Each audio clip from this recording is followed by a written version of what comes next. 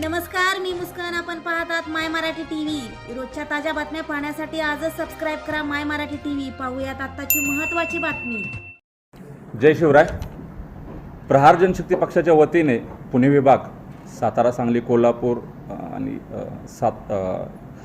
पुणे असा 4 विभागातर्फे संताजी धनाजी पुरस्कार म्हणून कार्यक्रम आयोजित केलेला आहे.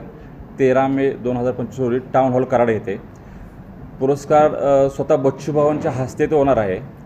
पक्षातल्या सर्वसामान्य कार्यकर्त्याला जो चळवळीत काम करत आहे त्याला मान सन्मान मिळावा किंवा त्याला पक्षामध्ये एक प्रमुख स्थान मिळावं या उद्देशाने संताजी धनाजी छत्रपतींच्या शौर्य सगळ्या जगाला माहीत आहे, पण त्यांच्याबरोबर जे मावळे लढले, जे संताजी धनाजी होते, त्यांचा एक गौरव व्हावा या गौरवसाठी या नावाने पुरस्कार जाहीर केलेला आहे.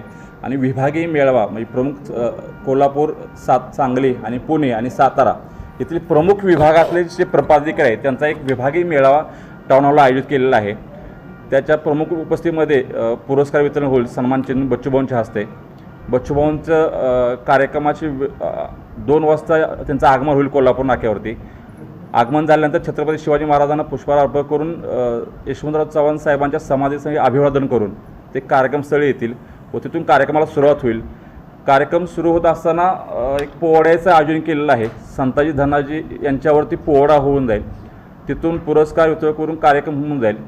त्यानंतर 13 तारखेला संध्याकाळी 6 ते 7च्या दरम्यान बच्चूभाऊंनी एक आंदोलन छेडलेलं होतं. रायगडच्या पायथ्याला शेतकऱ्यांना कर्जमाफी, दिव्यांगांना 6,000 मानधन, शेतकऱ्यांचा हमीभाव आणि कापणी ते पेरणीपर्यंतचा खर्च सरकारने निर्वाह यासाठी छेडलेल्या आंदोलनाचा एक भाग म्हणून 13 तारखेला रक्तदान आंदोलन आम्ही छत्रपती शिवेंद्रराव बाबा महाराज भोसले यांच्या घरासमोर 13 तारखेला संध्याकाळी 7 वाजता करणार आहे.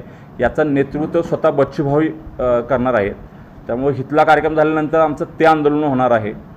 तरी आपल्या माध्यमातून पक्षातील सर्व कार्यकर्त्यांना व दिव्यांगांना मी आवाहन करतो की ह्या दोन्ही कार्यक्रमाला उपस्थित राहावं.